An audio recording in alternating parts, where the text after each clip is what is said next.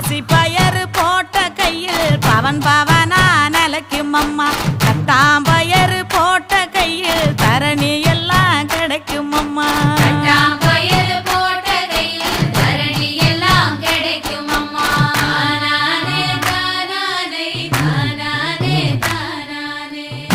பயறு போட்ட கையில் ஒச்சி பிணி ஒழியும் அம்மா முழப்பாரி சுமந்த கையில்